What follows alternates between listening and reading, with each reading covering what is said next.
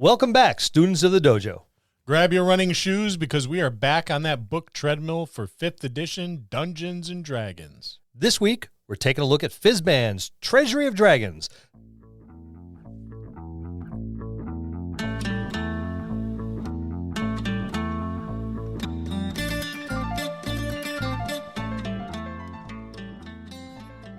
Hello, and welcome to another episode of the Dungeon Masters Dojo podcast. This is a show for game masters and players alike. We hope to bring you tips and tricks to elevate your game and develop the art of dungeon mastery. I'm your host, Louis Aponte, and these are your dungeon masters, Scott Labby and Bill Robotile. Let's enter the dojo and see what they have in store for us today. Gentlemen, how we doing? Hi, Lou. You're aggravating me today, Louis. And he smiles every time he does it. He's a pain in the ass. And that makes me smile because I revel in other people's pain. And it's not my pain he's reveling in. So anyway, this is my cross to bear. It is shaped like a middle-aged man with graying hair. That still has hair. And it's a heavy cross. It's a lot heavier than it was 30 years ago, I'll tell you that much. It's almost like the cross is getting bigger. Oh, see, I knew he'd finally include me. That's because we had some recreational pharmaceuticals. It's because you got comfortable. Now. That's why. in his big, soft, comfy chair in front of his computer. Yep. And it is comfy. So we're still doing a giveaway. Yes. Right. So we get some wonderful people that send us messages. So I encourage you out there, if you haven't already done so, send us a message. Go over to And the there's Dungeon a Masters lot Dojo. that hasn't done so. Yes. I'm sorry to cut you off, but there's a lot that have not. We got thousands of people that listen to us a week, and we got a few submissions. And I'm still amazed. I am too. It's that free people stuff. even listen. Yeah, because I've been told by more than one person that they tire of listening to me talk. Yet, there are people out there that are listening to me talk. Willfully. Those are the people that can willfully turn you off. Maybe that's the difference. Yeah, they can be like, I'm sick of them, off. But we do appreciate all the listenership, and it's easy to enter into the giveaway, right? All you got to do is send us an email. Just go to our webpage and it'll send it for you. Yeah, fill in the little boxes and click send or enter or whatever, and you are automatically entered into our giveaway of epic proportions. Epic proportions. Epic. It's big. There's a lot of stuff. Manufacturers suggest retail price of several $100s. Of a lot. Yeah. Just the Crown Royal bags alone.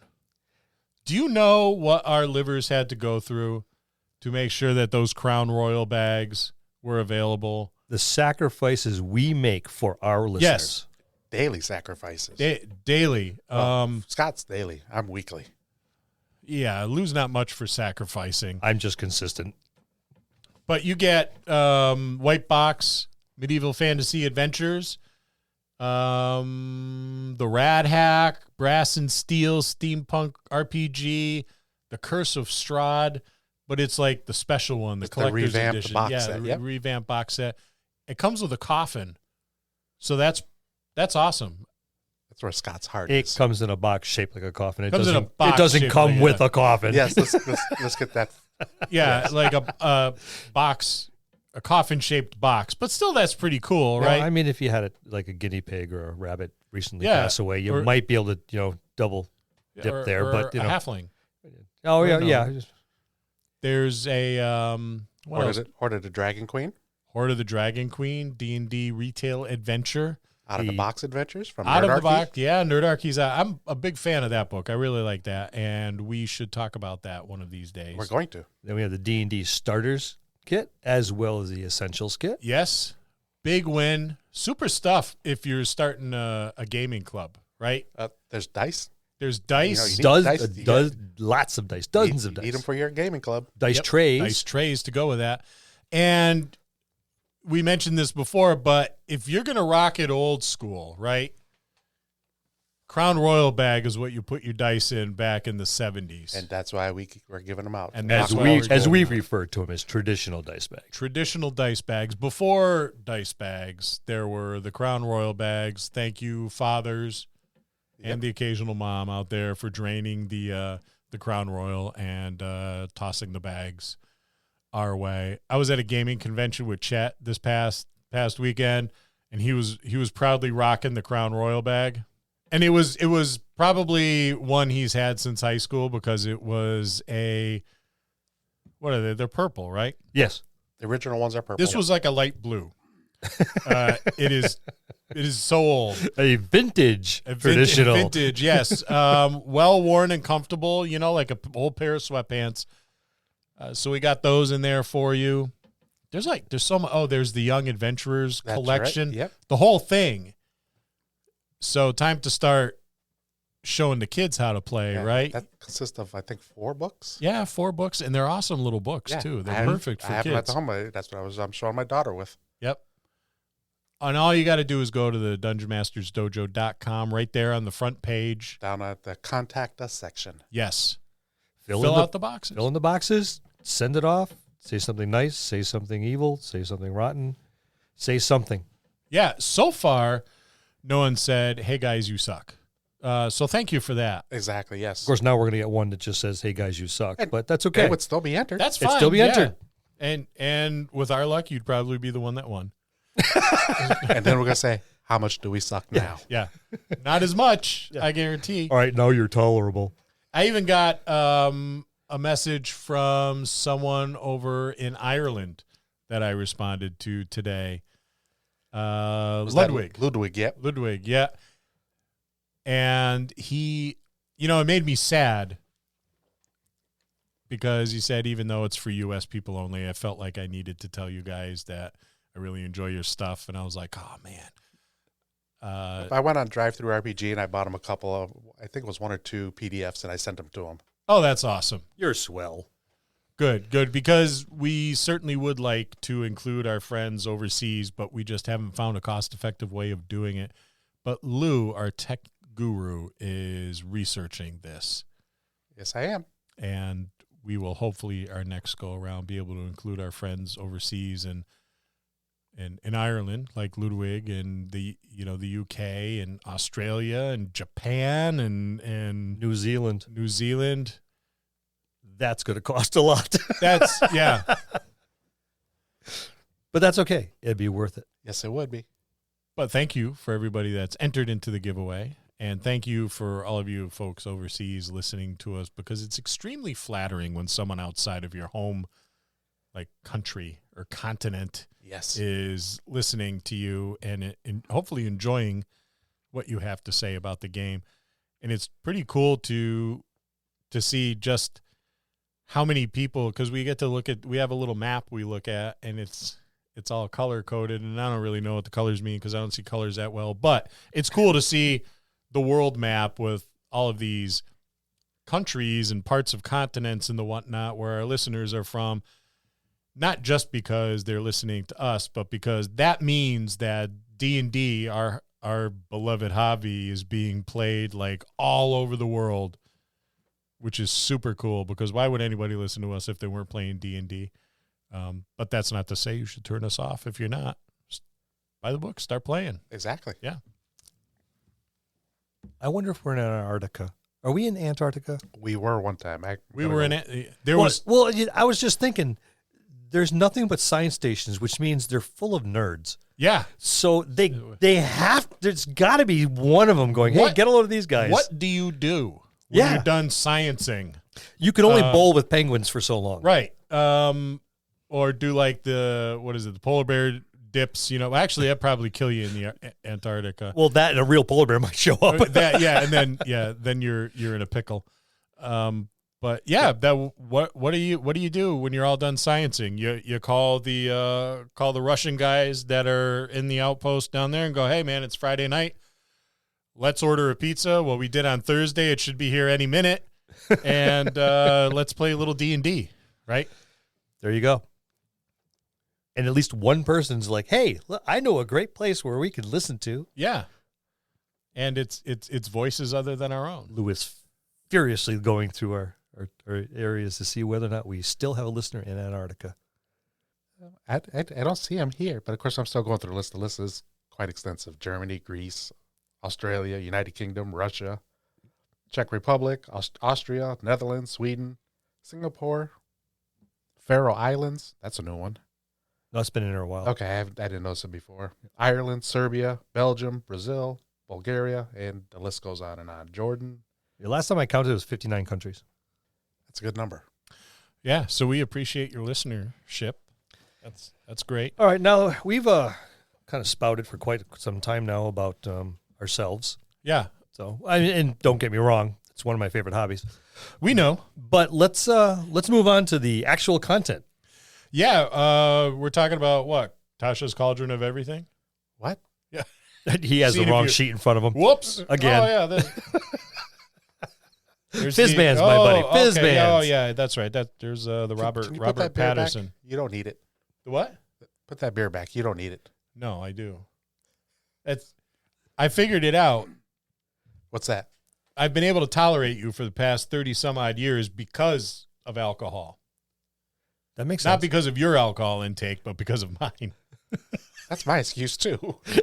Whatever works, right? I don't know. First they start to give me alcohol, then they take it away. Only when we're doing podcast. So it's dragons. Yeah, we're back at it with Fizban's Yep. Treasury of Dragons, taking a look at the book. This go around role playing as a dragon. Yeah, not as easy as I imagine it sounds. No. Yeah, there's the Dragonborn and Dragonkin and things like that. But we're talking like the full Dragons. the full blown, The real like thing. the real McCoy. Yes. It's nice dragons as characters. All right, so they start off with a nice big chart of different appearances of how you could look as a dragon. It goes over your role playing of the dragons and basically it presenting the section is presenting tips and tricks for building your dragon and complex ways to make it distinctive so it's kind of stands out. It looks like they got a brand new employee or intern over at Wizards of the Coast because they have a D20 chart. and Yeah, instead not of a D6 or a D8. Yeah, Yeah. so this person, thank you, whoever you are, is really trying for to being impress able to count people. over Yep. 10. Yes, we'd really appreciate that. It's what this tells you basically is that dragons are like people and they come in different shapes and sizes. They look different. Not all black dragons look the same. Not all red dragons look the same. There's differences amongst even the same species of dragon. Mm-hmm. I really like that number 8, coins or gems embedded in the hide, because I think of Smaug from The Hobbit, when he's crawling over, yeah. from laying on his his mound of treasure for so long. They've just kind of formed this extra armor plating by sticking to the scales. Literally just wedged them way in there and they're not going to come out. I was liking number 5 if Scott was to play a dragon.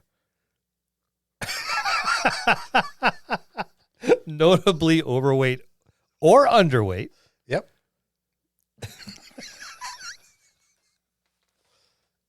There may be a fight, folks. There, If you hear what sounds like Mike's bouncing off the floor and an unusually long spout of expletives and colorful metaphors, Or heavy breathing. and heavy breathing. Yeah, followed by heavy breathing and oh my god, the victor will emerge as the one that doesn't have the fatal heart attack. and you guys laugh at me for having the defibrillator on the wall. We need it. Wow. All right. Yeah. I was trying to find one that matches Lou, but one that really doesn't is number 14, the one that says erect. That's probably got a lot to do with his age, and that's why we. There's more to that one, but that's okay. I'm just gonna. I'm not even gonna. No, yeah, just buy the book, read it yourself. Yeah, that's and there's the explicit warning right there in play, folks. This is why children should not listen to us. We're like an open bottle of bleach sitting on the kitchen floor. Yeah, or those Tide Pods that look like candy. Yeah. Just Keep everyone away. It also goes over followers, the relationships between dragons and various creatures that might serve their interests. It goes over dragon encounters, dragon adventures, and dragon campaigns. So, how do you suppose a dragon encounter would go? I guess it depends on the dragon, right? It depends on the dragon. I've run dragons before, and the older ones have never been openly hostile. Well, I think mostly because, in my mind, they don't have to be, because they could probably take even a seasoned adventuring party relatively easily. Yeah. I mean, they're known to decimate armies. Yes. So what are these 4, 5, 6 little things going to do? Oh, yeah. Or they glow a little bit more because they're carrying magic. Big deal. I am magic. Yeah. I will just breathe on them and take their magic things because it's the only thing that didn't turn into char and add it to my pile. Yeah. If even that is needed too. It's like dragons are dangerous, but I guess it's they don't have to be. They're imposing. Right. I mean, the old rules, if you were 5th level or less, you automatically succumb to dragon fear. Dragon fear, yep. Automatically succumb to it if you're 5th level or less. And I didn't see anything about that in here. Neither did I. But I think that is one thing that I would still keep in my games is the dragon fear. Yes. Because it makes perfect sense, right? You have something the size of 4 or 5 or more houses, large buildings, that's looking at you, weighing you up. You can feel its breath. You can hear its intake. You can probably at some point, if you're close enough, hear its heartbeat. And you look up and you see those teeth that are like swords and those talons that are like spears. Yeah, just being that close. Think of the most vicious dog you've ever met. And now it scared you 1,000 times bigger. Yeah, and now it's 10,000 times bigger. And intelligent. Mm-hmm. And you've heard a bunch of stories probably growing up about dragons or the havoc they've wrought upon kingdoms and the whatnot. Well, just looking at all your old TV shows, that's all they did. Right. Well, they were always the bad guy. Yeah. Well, almost always the bad guy. I mean, Sean Connery did a great job with Dragonheart. Where the dragon really wasn't the bad guy. And it was one of the very few movies that had portrayed the dragon in that form. But when we were talking about how you can personalize them, you go to the very next page in this section, and it shows dragon mannerisms. Again, another D20, yay. Dragon bonds, dragon flaws and secrets, just like you're building your character.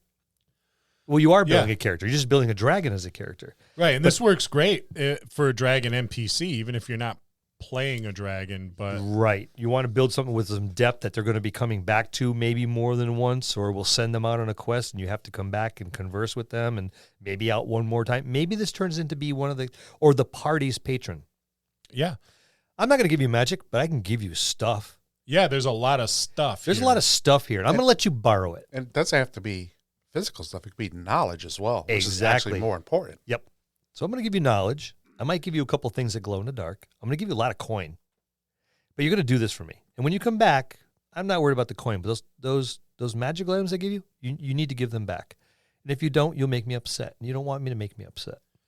You would really, if you're gonna run a dragon in any way, shape, or form in your campaign, you really need to flesh it out very well. Yeah. Not like a band of orcs where they're just like a stream of stats, but you need to flesh this dragon out because it's very complex. It has to have a personality. Yeah. An agenda. Especially an agenda. Long-time agenda, and more than one. There's several short-term agendas, but there's always a couple long-term agendas. But even their short-term agendas are probably what a short-lived race like a human would consider long-term agendas. A lifetime. Because they can spend that time planning. Yes. And that's a key to that, building that personality. It's that long memory. They're playing the long game. Mm-hmm. Even their short-term plans are still part of a really long game. Their short-term plans could be generations for humans. So make it so that the agenda isn't easily discovered by the PCs, because it shouldn't be obvious. Yeah. Because it's such a long-term plan, how would you pick up on it really quickly? Like, okay, so 500 years from now, this is what you plan on doing. Well, stories come down, and the dragon sent this particular line in the family. Their lineage has been to retrieve something. Not bring it back to the dragon, but to hang on to it. You are now the curators of this item if and when you get hold of it. And if I need it, I'll let you know. And then do something somewhere else. And they could be constructing something, or they could be trying to get something out of the hands or away from someone else that the dragon doesn't want them to have these items for whatever reason. You don't even have to know the reason. But again, you're looking at long term, where there's okay, this item has been in my family for, whether it's a shield, a gem, a sword, a book. It's been in our possession for 10 generations now. And for the last millennia, we've protected it. And all of a sudden, this old man shows up at your front door, or this young, beautiful woman. I'm here to pick up the book. What book? Oh, this book that no one seems to know about except the family. So how would this person know about it? Well, you've been holding it for me. Or even playing the politics in the various areas, right? So maybe there's a dragon behind the scenes pulling the strings. He's got a rival, so to speak, in another kingdom, and it could be either they're really invested in the politics, or it's just the way dragons play chess. Only their pawns are like real living beings, right? They're playing this really elaborate game of political intrigue and maneuvering against one another. And they're rivals, but they're friendly rivals because there's nothing they have to lose, right? Maybe there's just a few soldiers here and there, maybe the assassination of a king or queen, but it's all this elaborate behind the scenes game of dragon chess. A dynasty has fallen. Well, I'll have to give you this one. I'll do better on the next. Yep, yeah. It's in just those two friendly old ancient dragons playing the games with the same kingdoms over and over and over again. Oh, what was that wager? Oh, that mountain? Okay, that mountain's now part of your range. Yeah, because it's not going to be coin. It's not going to be magic items. No. It's going to be something large and sweeping like territory. Yeah. I'll give you those 3 mountains. Excellent job. They have a cute little dragon name element chart. Yeah, that's pretty neat. I don't think I'd use some of it. Again, a D20. So you roll a D20 and 2D4 and see if you can get it to stick all together. Yeah, or something along those lines. Let's give it a shot. All right. Do you have any dice? Let's see if I have a dice roller on my phone. Let's see if I have a dice roller on my phone. Where the hell's my dice roller? You're not doing it the old-fashioned way? I'm my back hurts, and I don't want to get up to reach old. All right, I'll get dice. Damn. You don't have to, but no. You said so I'm going to get up and get dice. I'm on D&D Beyond. I got some dice. What do you want me to roll? Roll a D20 and 2D4, 3D4. D20 and yep. 3D4. Yeah, give me 3D4. Take everything off the same line, because you can roll several D20s and. So a 13. Okay. A 2, and a 4, and a 4. So 13, a 2, that's Palar. So I got Ragoth, because you can't have Ragoth twice. I think you got it. It's 13, 2, and 2 4s. Yep. Well, 13 would be column 13. Yeah. And then column 2 and a column 4. I mean, I'm just randomly throwing stuff. You can do this there's so many numbers that you can come up with all kinds of combinations. You can roll multiple D20s and a D4 for each one. It's a great tool for a newbie DM. I would prefer to make up my own. As would I. But these are all nice little tools for someone who's a fledgling DM. Well, that's exactly what it is it's a tool. So, just real quick, what do you think of it up to this point? I think it's some good material for a new DM. Very, very good material for a new DM. For someone like myself who's been running for a while, I would make my own Tolkien-esque kind of name for the dragon. But mannerisms in it and that sort of thing, bonds, flaws, secrets, all good stuff to get the mind kind of cooking on developing your dragon NPC character or whatever have you. All right, so speaking of developing, right, what do you think your dragon would look like? I mean, think of a lot of them will take on the characteristics of the color they are. So your blue dragons, oftenly, let me see if I get it. The blue dragon would be cold. Your green dragon would often be poison. Lightning. Okay, lightning for blue. Cold for the whites. White. Oh, there you go. All right. Poison for your greens. Fire for your reds. So, let's say green dragon. My green dragons were always kind of a little on the slender side. I just think of the old school D&D assassins, right, using poison. Yep. And I would see them being kind of slender, kind of skeevy looking, like the Steve Buscemi's of the dragon world, you know? Yeah. A little schemy and sinister, maybe a few scars, but I don't see my green dragon as the type of dragon to have a stand-up fight with you.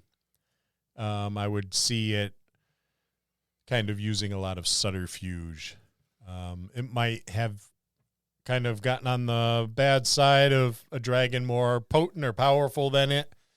And maybe it's a little scarred up. Maybe it's got a couple holes in the wings, but it's still kind of hanging out, watching things go by, staying somewhat hidden. Its appearance would be one that when I described it to the party, they knew this wasn't something that was going to be helpful to them at all.